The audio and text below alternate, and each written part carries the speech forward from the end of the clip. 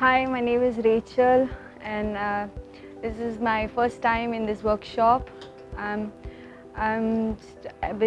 studying in 12th standard. I've come here for the first time learning this DSLR filmmaking, and I've been making a lot of videos, YouTube videos.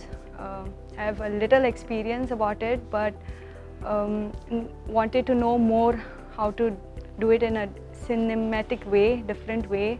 In my dad's contact, I just got this popped out from nowhere. So it's been a great experience joining this course.